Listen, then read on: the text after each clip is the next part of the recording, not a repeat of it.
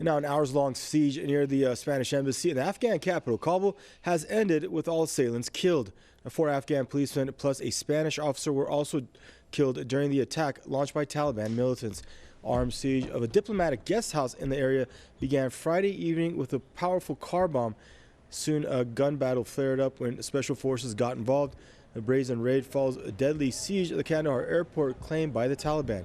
High security complex is home to both Afghan and foreign forces.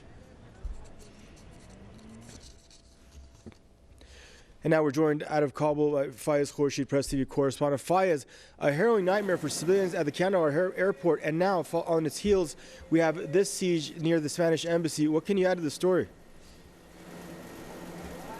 Well, the gunfight lasted until early hours of Saturday, but now the siege is over.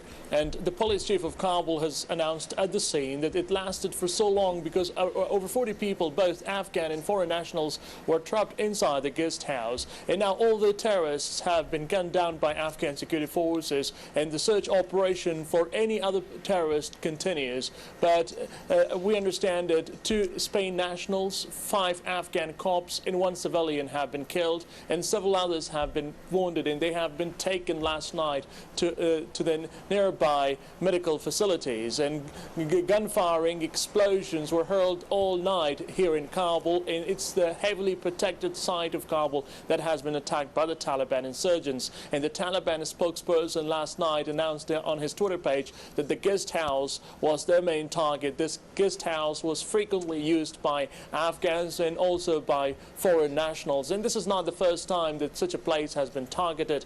Foreign guest houses that are used by foreign nationals remain prime targets for the Taliban militants. But this latest attack came hours after President Ashraf Ghani announced in his heavily guarded presidential palace that peace talks with the Taliban would resume in coming weeks. And now many here in Kabul believe that the attack in this city was a kind of message for President Ashraf Ghani. The Taliban are not going to give up the fight against his government.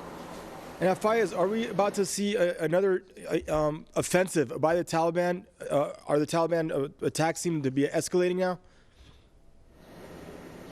Well, as we speak, several Afghan-led operations continue against the Taliban and other terrorist groups in different parts of this country, particularly in the south and eastern parts of Afghanistan on the border with Pakistan, because the Afghan government is saying that terrorists are not inside the Afghan villages. They are in the Pakistani territory, and they cross the border, come to Afghanistan, and attack Afghan security forces. Now, Afghan security forces are fighting the Taliban on their own, so they also remain prime targets for the Taliban insurgents. So more attacks should be expected because of political problems between the 2 countries.